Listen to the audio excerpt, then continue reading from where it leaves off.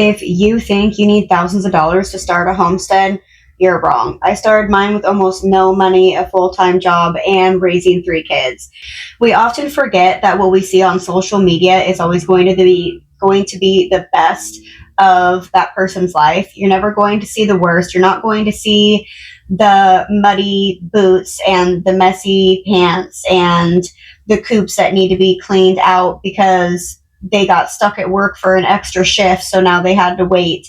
And you don't see the bad parts usually on social media because that's not what everyone wants to see. It's not always going to be picture perfect, and it doesn't have to be picture perfect on what you see in Pinterest or on Instagram. I literally have made, I've made 5 coops out of free and repurposed materials. Wait, that's not true. I did have to buy the netting because I couldn't repurpose my netting.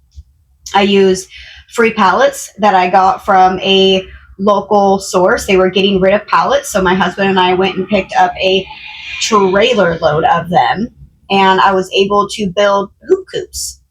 Are they pretty? Not necessarily, but do they do the job?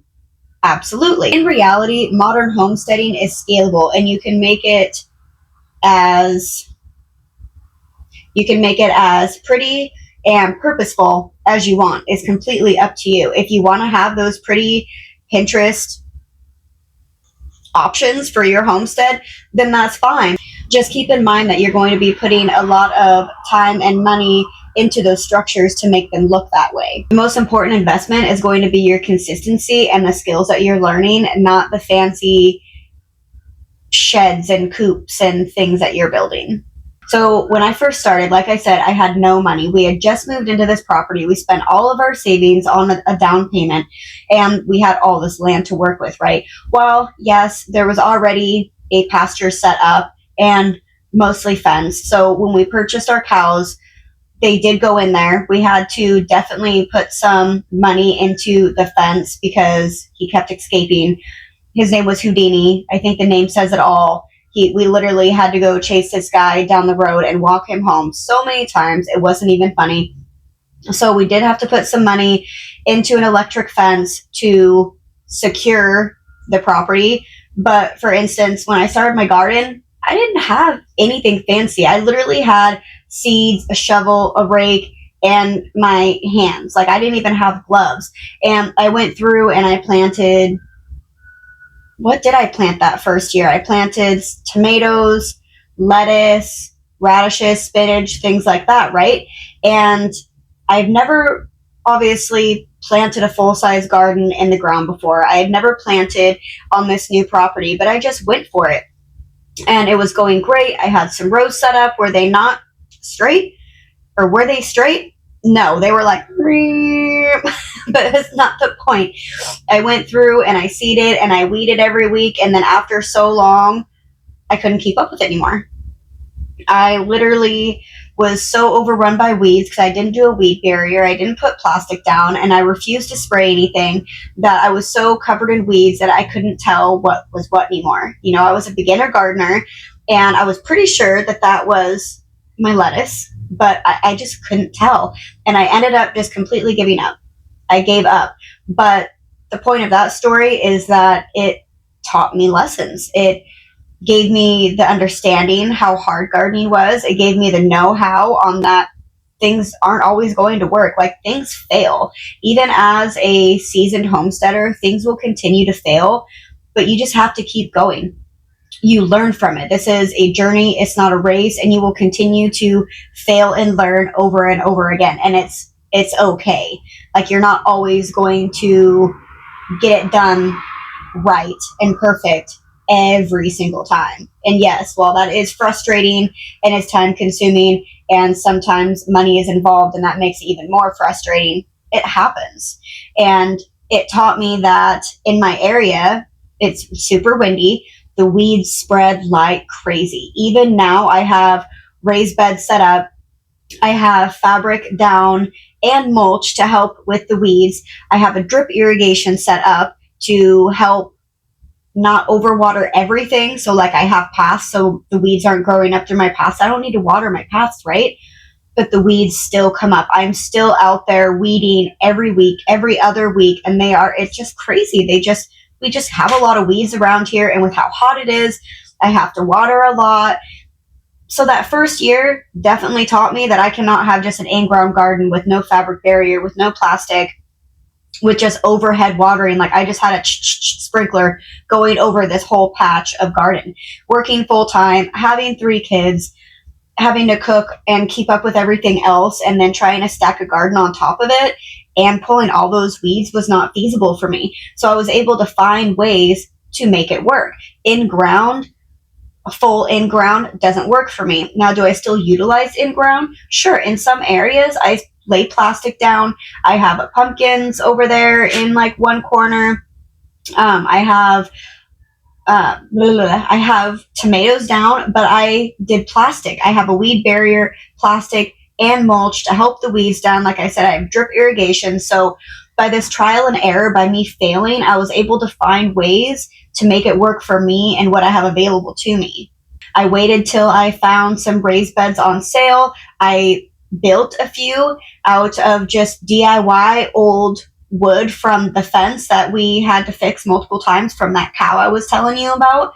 Instead of burning that wood or throwing it away, we put it on in a pile like in the corner of our property. And so when I'm building things, when I want to try to do certain things around my property and I don't want to go spend money, I use that repurposed wood and I take it, cut it, see what I can do with it. And I've made a couple DIY like raised beds. Now they're not super thick, don't get me wrong, but it works for what I need it for. And just like I was also telling you about all those free pallets that I got, I was able to make chicken coops and turkey runs. And it's not always going to look picture perfect or pretty, but it definitely is purposeful and it works and it keeps my animals safe. It keeps them contained. And I didn't spend thousands of dollars building it. Now, you can also think about bartering. There are a lot of people that still use the bartering system. While, yes, a lot of people, like if you're on Facebook classified, they're going to want, green in hand. They're going to want that cash. But if you find the right group, you can find people that are willing to barter. A few years back, I needed a new brooder for like baby chicks, right? And so I had someone build one for me and I traded him a turkey, or a couple turkeys actually. And that worked out for me. It's great. I still use it to this day. Like I've used it this whole season for all of my baby chicks.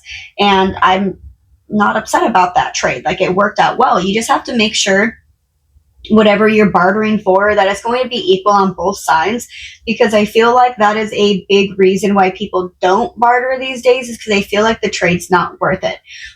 Per se, if you want to trade like a bag of potatoes for a bag of tomatoes, is that equal? And it really depends on the eye of the beholder. Like how much do you like potatoes or tomatoes, and are you going to use them, and how much are you not going to use the other? It really depends on you and the other person you're trying to barter with, but you want to make sure it's an even trade straight across.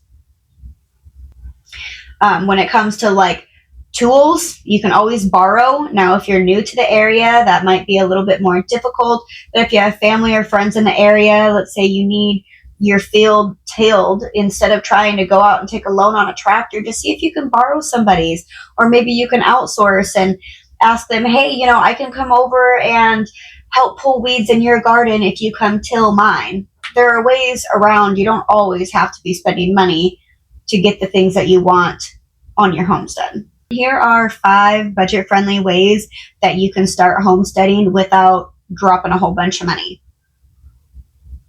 Number 1, you can grow in containers. And no, you don't have to use those fabric pots. You don't have to go and buy containers from the store, Home Depot, Walmart, wherever you're at. You can repurpose old containers. So your yogurt containers, your sour cream containers, your milk jugs, all those things you can repurpose into planting pots. You just need to make sure that you drill holes in the bottom so that there's proper drainage, because we don't want soggy soil. You can use old drawers, old wheelbarrows, totes. I've seen people use like those kiddie pools for potatoes and strawberries and all kinds of things. Use your imagination. You don't have to drop a whole bunch of money to be able to start growing a garden. Then when it comes to livestock, I always suggest starting with one. Everyone always just wants to just dive right in, jump both feet first. And while I did that, it was definitely really stressful. My kids are old enough and were old enough that they were able to help me with some of those things. But if I had toddlers, that would have been really difficult. And I definitely would have failed. I would have been stressed out, working full time. My husband works full time. That's just something that wouldn't have been feasible for us. So I always suggest starting with one animal. You know, is it going to be ducks, chickens? What kind, what are you using them for? Is it for meat? Is it for companionship?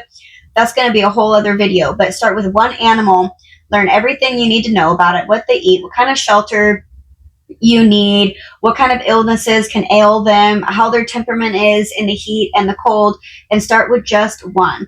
Get your shelter made. There are a lot of YouTube videos. There are a lot of plans out there depending on what you're building, that you can DIY shelters for your animal depending on what you're getting.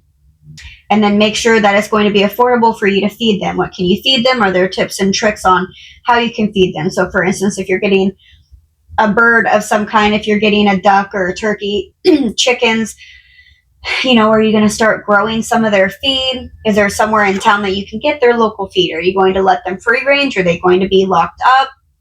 Can you ferment their feed? Do you want to start doing sprouts for them? There are a lot of different things that go into animals, and sometimes people forget how much energy it is and how much money sometimes you have to put into these animals after the fact to keep up with their health and their feed and everything, all that stuff. Start learning preservation skills now. Even if you don't have property, you don't have anywhere to have a garden, you don't have anywhere to have animals, but this is something that you're interested in and you know that you want to do, start learning how to can, start learning how to garden, start learning about the animals you want. There is so much information out there that you are going to need, and I definitely suggest starting now. Why not? Even if you live in an apartment, you can still can. You can still go buy bulk produce down at the farm stand or at your local Walmart and learn how to can some pickles or some tomato sauce. You are going to have to invest in a canner, but you can definitely hit up yard sales and find a water bath canner. Sometimes but sometimes you can find pressure canners on sale. I can't say I've ever seen them at a yard sale, but hey, maybe it's just around here. You might definitely be able to, so keep your eye open.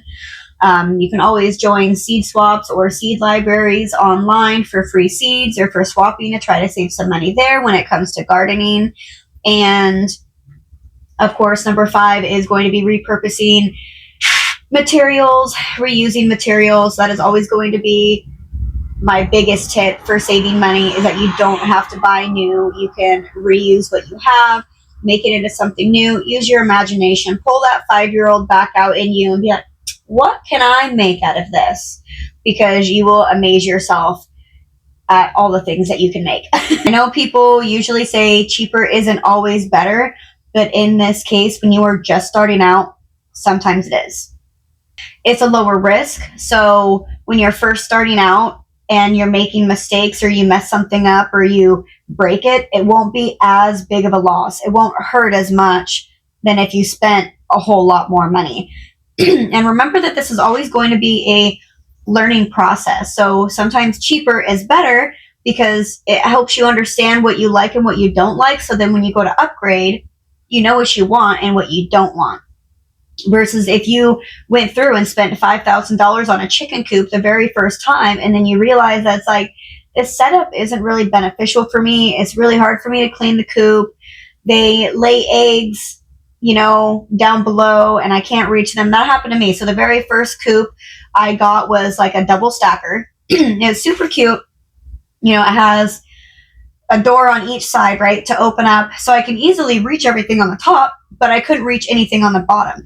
It was a double stacker, so like all underneath was where they would like be able to free range down below in the grass or wherever you had it. And they just had a set of stairs going down for the chickens to get down there. Well, they started laying down below. I couldn't get them. How, like, there's literally, it was completely boxed in. There's no way for me to get them. And I ended up cutting a hole in the fencing, in the hardware cloth, and making like a little gate so that I could get in there and grab them, because those little turds, like, if they wanted to hide their eggs from you, they will. Cheaper can force more creativity. Sure, that's still on.